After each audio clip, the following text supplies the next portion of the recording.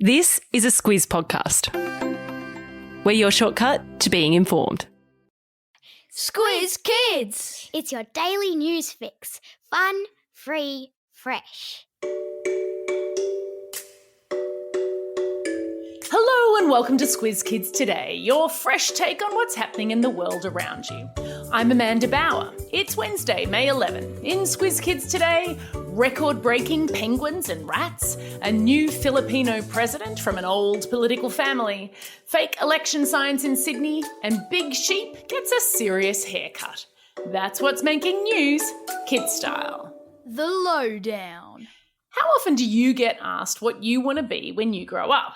Well, Squiz Kids is here to help with news of two jobs that might be of interest to animal lovers.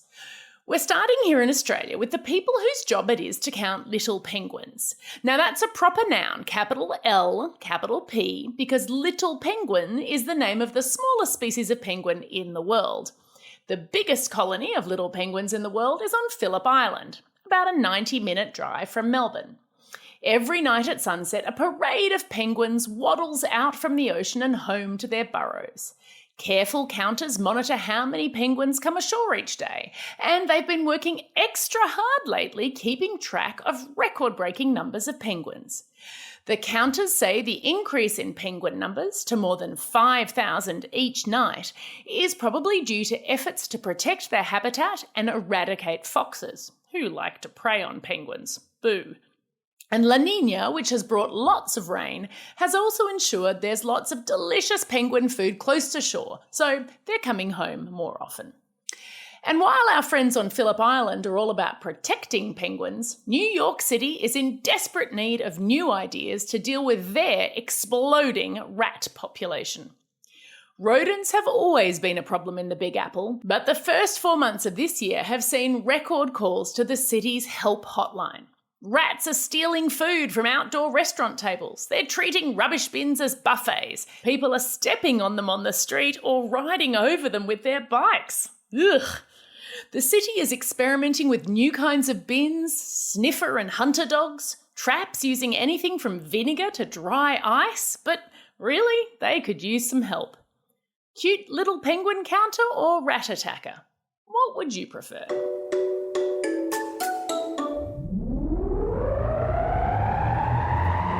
Spin the globe. Each day we give the world globe a spin and find a news story from wherever it stops. And today we've landed in the Philippines, where a new president has been elected in a landslide. His name, Ferdinand Marcos, might sound familiar to your parents and teachers. That's because he's the son of Ferdinand Marcos Sr., who was the Filipino president from 1965 to 1986. And for much of those 21 years, Daddy Ferdinand was a dictator, and his rule over our Southeast Asian neighbours was infamous, that means famous in a bad way, for its corruption and brutality. Now, obviously, kids don't have to behave like their parents, but Ferdinand Jr.'s campaign was one that got Squizzy the Newshound's nose twitching. Ferdinand Jr. and his supporters spread a lot of disinformation about what life was like under Ferdinand Sr. to help win votes. Protests against the return of the Marcos family to the presidency have already started, so watch this space.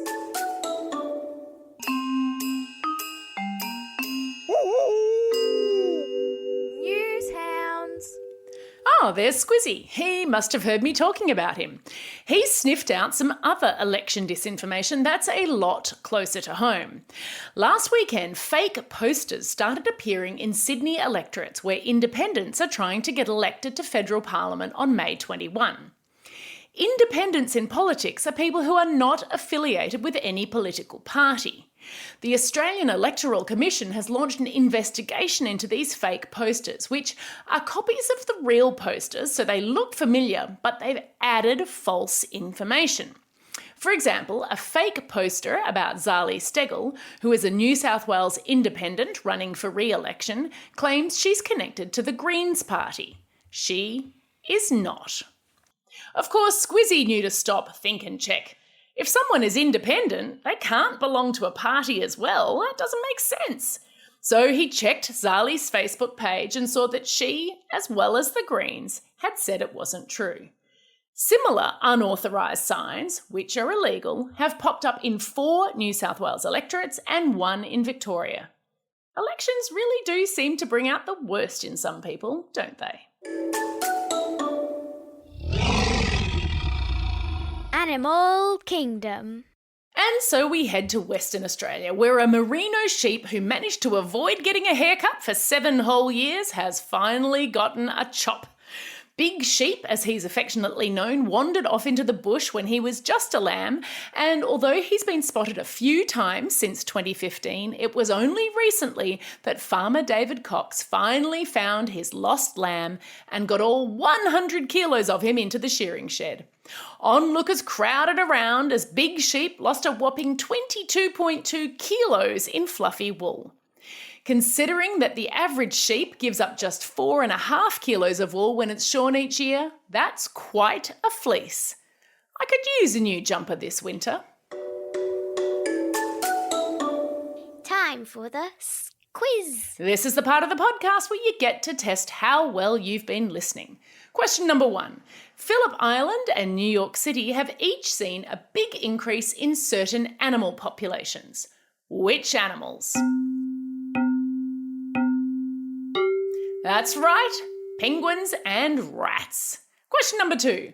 Which country has a new president, the son of a former corrupt president? You got it, it's the Philippines. And question number 3.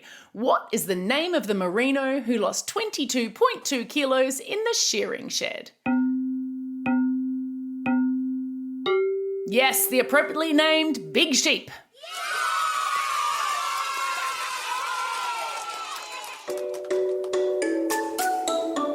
Shout outs. It's May 11, National Eat What You Want Day in America. Maybe I'll have ice cream for breakfast. Oh wait, no, there's an ice cream for breakfast day too on the first Saturday in February each year. I guess I'll have to have breakfast for dinner instead. It's also a special day for these Squiz Kids celebrating a birthday today. Erin from Vermont South, Lucy from Launceston, Annabella from Yass, Sophie, Henry and Claire from Queanbeyan, and Ayan from Canberra. And belated birthday wishes go to Archie from City Beach and Evie from Underdale. Classroom shout-outs go to Class 2G and Miss Green at Ambervale Public School, Grade 5 and Mr Zara at St Andrews Catholic College in Cairns, Class 6W from Villa Maria Catholic Primary School in Sydney, and Year 5-6F and Miss Flower at Macleay Primary School. Don't forget, if you've got a birthday coming up and you want a shout-out, or if you want a classroom shout-out, drop us a line at squizkids@thesquiz.com.au. That's all we have time for. Thanks for listening to Squiz Kids today. Bryce will be back again tomorrow. In the meantime, get out there and have a most excellent day. Over and out.